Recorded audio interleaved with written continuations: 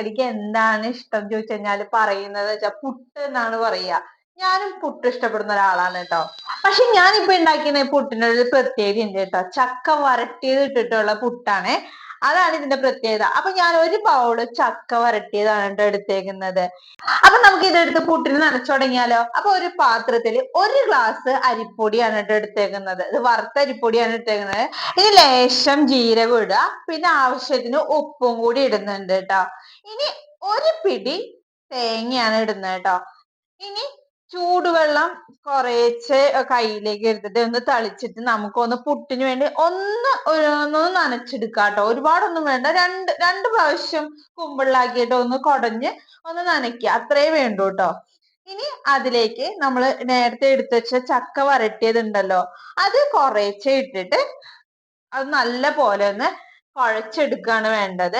അപ്പൊ പുട്ടിന് നനയ്ക്കുന്നതായതുകൊണ്ട് വല്ലാണ്ട് വെള്ളമൊന്നും പാടില്ല. പതുക്കെ പതുക്കെ നമുക്കൊന്ന് പുട്ടിന് വേണ്ടിയിട്ട് ഒന്ന് തിരുമ്മി എടുക്കാന്നുള്ളത് കേട്ടോ. അപ്പൊ കുറേശ്ശെ ചക്ക വരട്ടിയത് ഇട്ടിട്ട് വേണം കേട്ടോ ശരിയാക്കാനായിട്ട്. അപ്പൊ ഞാൻ കുറേശ്ശെ ഇട്ടിട്ടാണ് ചെയ്തുകൊണ്ടിരിക്കുന്നത്. അതിപ്പോ നിങ്ങൾക്ക് അറിയാലോ, ഇങ്ങനെയാണ് പുട്ട് കുഴക്കാൻ അറിയാത്ത ആൾക്കാരൊന്നും അല്ലല്ലോ. അപ്പൊ ഇങ്ങനെ ചെയ്യുന്നതാകുമ്പോ ഇത്തിരി കൂടി നന്നായിരിക്കും. അധികം കട്ട പിടിക്കില്ല.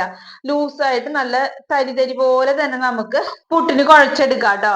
അപ്പൊ ഇതേപോലെ നല്ല അടിപൊളിയായിട്ട് കിട്ടിയിട്ടുണ്ട്. ഇനി നമുക്ക് പുട്ടുണ്ടാക്കുന്ന കണയിലേക്ക് നമുക്ക് കുറേശ്ശെ തേങ്ങയിട്ട് അതിന്റെ മീതേക്ക് നമുക്ക് ഇച്ചിരി ചക്ക വരട്ടിയതും കൂടി ഇടാം കേട്ടോ. അത് നിർബന്ധമൊന്നുമില്ല, പക്ഷെ ഞാൻ ഇടാറുണ്ട്. ചക്ക വരട്ടിയതിന് കൂടെ പുട്ട് കഴിക്കാൻ എനിക്ക് ഭയങ്കര ഇഷ്ടമാണ്. അതുകൊണ്ട് ഞാൻ പുട്ടിൽ തിരുമിയത് കൂടാണ്ട് ഞാൻ ഇങ്ങനെയും കൂടി ആഡ് ചെയ്യാറുണ്ട് കേട്ടോ.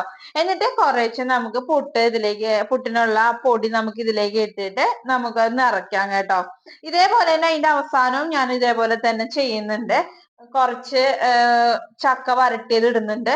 അതിന്റെ കൂട്ടത്തില് മീതേക്ക് ഞാൻ തേങ്ങയും കൂടി ഇടുന്നുണ്ട് കേട്ടോ. അപ്പൊ 1 ഗ്ലാസ് അരിപ്പൊടി എടുത്തു കഴിഞ്ഞാൽ 2 കണ പുട്ടിനുള്ളത് എന്തായാലും ഉണ്ടാവും കേട്ടോ. അങ്ങനെ ഞാൻ തേങ്ങയൊക്കെ നിറച്ച് ഇത് അടച്ചു വെച്ചിട്ട് വേവിക്കാൻ വെക്കുകയാണ്. അപ്പൊ ഞാൻ നേരത്തെ കുമ്പത്തിൽ വെള്ളം വെച്ചിട്ട് അതൊന്ന് തിളപ്പിക്കാൻ വെച്ചിട്ടുണ്ടായിരുന്നു. അപ്പൊ ഞാൻ ഇതൊന്ന് ഫില്ല് ചെയ്തിട്ട് വേഗം വെച്ച് കൊടുത്തോളൂ കേട്ടോ. അപ്പൊ ഏകദേശം എനിക്കൊരു 5-10 മിനിറ്റിനുള്ളിൽ എനിക്ക് വെന്ത് കിട്ടാറുണ്ട്. കാരണം ഓൾറെഡി നമ്മൾ തിളപ്പിക്കാൻ വെച്ചതുകൊണ്ടാണ് കേട്ടോ. അങ്ങനെ പുട്ട് എനിക്ക് വെന്ത് കിട്ടിയിട്ടുണ്ട്. ഇനി ഞാൻ അത് കുത്തിയെടുക്കാൻ പോവാണേ. പിന്നെ ഇതിലെ പ്രധാനം എന്ന് വെച്ച് കഴിഞ്ഞാല് നമ്മൾ ചക്ക ഇട്ടതുകൊണ്ട് പുട്ട് നല്ല ഫുള്ളായിട്ട് നല്ല നീറ്റായിട്ട് കിട്ടൊന്നുമില്ല കേട്ടോ. എങ്ങനെ വന്നാലും പൊടിഞ്ഞു പോവും. അപ്പോ അത് പൊടിഞ്ഞു പോയിന്ന് വെച്ചിട്ട് തിന്നാൻ കുഴപ്പമൊന്നുമില്ല. നല്ല അടിപൊളിയായിട്ട് തന്നെ നമുക്ക് കഴിക്കാം കേട്ടോ. കാണാൻ ഭംഗിയില്ലെങ്കിലും തിന്നാൻ കൊള്ളാം എന്നുള്ളൊരു ഇതാണ്. കാരണം അത്രയും ടേസ്റ്റ് തന്നെ കിട്ടിയിട്ടുണ്ട്. ചക്ക ഇട്ടതല്ലേ, ടേസ്റ്റിന് എന്തെങ്കിലും കുറവുണ്ടാവോ? അപ്പൊ ഇത് ഇങ്ങനെ തന്നെ വെറുതെ കഴിക്കണമെങ്കിൽ കഴിക്കാം. അല്ലെങ്കിൽ ഇപ്പൊ ഇതിനൊപ്പം തന്നെ കുറച്ചുകൂടി ചക്ക വരട്ടിയതും കൂടി ഇട്ടിട്ട് അതും കൂടി മിക്സ് ചെയ്ത് കഴിക്കണമെങ്കിൽ അങ്ങനെ ആവാട്ടോ. ഇതിൽ ഓൾറെഡി നല്ലപോലെ ചക്ക ഉണ്ട്. ഇനി നമുക്ക് ചക്ക വേണമെങ്കിൽ അങ്ങനെയും ചെയ്യാം. ഞാൻ ഇതിന്റെ കൂടെ ഇത്തിരി കൂടി ചക്ക ഇട്ടിട്ടൊക്കെയാണ് കഴിക്കാറുള്ളത് കേട്ടോ. അല്ലെങ്കിൽ ചക്ക ഇല്ലെങ്കിൽ ഇത് മാത്രമായാലും കഴിക്കാൻ, വേണമെങ്കിൽ ഇത്തിരി പഞ്ചസാര തൂകിയാലും കഴിക്കാം കേട്ടോ. എങ്ങനെ വേണമെങ്കിലും പുട്ട് കഴിക്കാം. ഇനിയിപ്പോ ഇതിന്റെ കൂടെ ഒരു പഴം കൂടി കൂട്ടി കഴിക്കണമെങ്കിൽ അതും ലാവിഷാണ്. അടിപൊളി തന്നെയാണ് കേട്ടോ.